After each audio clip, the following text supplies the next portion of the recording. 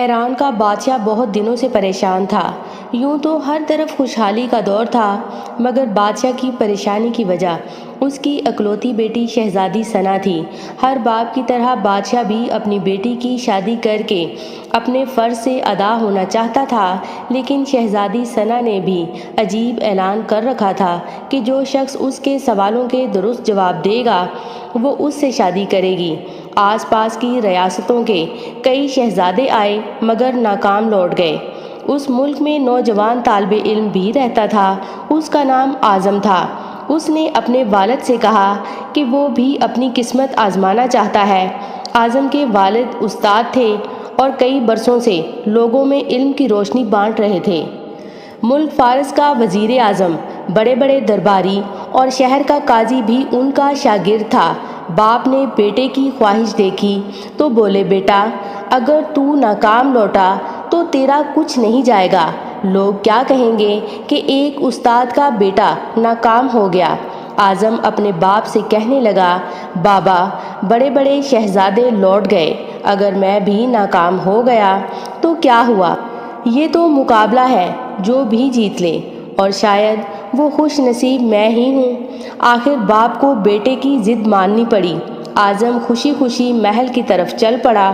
شہر بھر میں یہ خبر جنگل کی آگ کی طرح پھیل گئی کہ ایک عالم کا بیٹا قسمت آزمانے محل میں چلا آیا ہے۔ مقررہ وقت پر محل لوگوں سے کھچا کھچ بھرا ہوا تھا۔ بادشاہ تخت پر بیٹھا تھا، ملکہ عالیہ بھی محل میں موجود تھیں۔ وزیر، امیر، درباری اور عوام الناس سب دربار میں موجود تھے۔ آخر شہزادی نے اپنا پہلا سوال کر ڈالا۔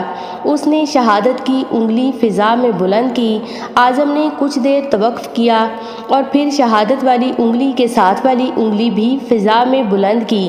یہ دیکھ کر شہزادی مسکرا اٹھی اور ملکہ عالیہ بولی، شاباش اے نوجوان، تم پہلا مرحلہ کامیابی سے طے کر گئے ہو۔ دوسرے سوال کے لیے شہزادی کرسی سے اٹھی اور ہاتھ میں تلوار لے کر ہوا میں چلانے لگی۔ کچھ دیر بعد وہ دوبارہ اپنی نشست پر آ کر بیٹھ گئی۔ بادشاہ سمیت ہر درباری کی نظر اعظم پر تھی۔ اعظم کھڑا ہوا اور اپنی جیب سے قلم نکال کر فضا میں بلند کر دیا، شاباش اے نوجوان، ہم خوش ہوئے، یہ جواب بھی درست ہے۔ ملکہ عالیہ کی آواز دربار میں ابھری۔ اسی کے ساتھ دربار مبارک ہو کی آواز سے گونج اٹھا۔ دو سوالات کیا تھے، ان کے جوابات کیا تھے؟ اب ہر شخص اس پر غور کر رہا تھا کہ شہزادی نے کیا پوچھا اور اعظم نے کیا جواب دیا۔ لوگوں کے لیے یہ ایک راز تھا۔ آخر شہزادی نے تیسرا سوال کر ڈالا۔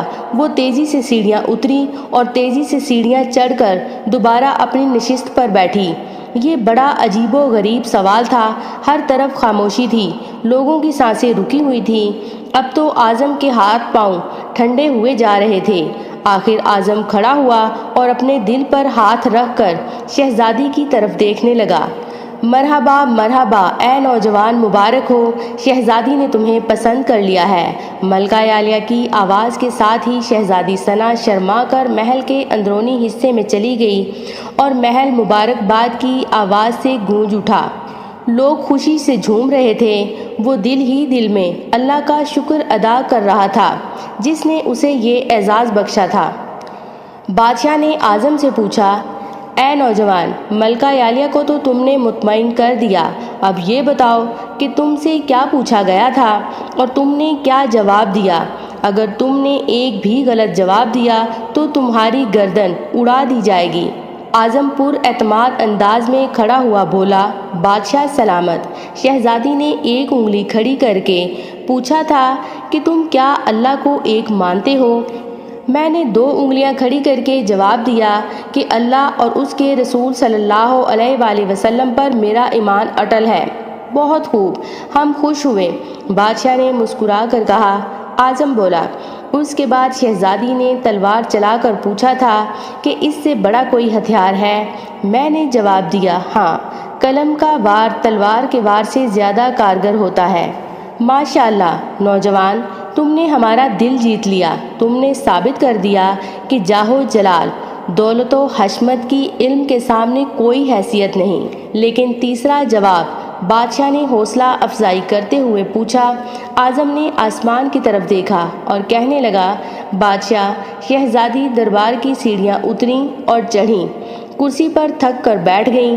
انہوں نے پوچھا تھا کہ میں تھک چکی ہوں، لیکن میرے جسم کی ایک چیز نہیں تھکی۔ میں نے جواب دیا، دل۔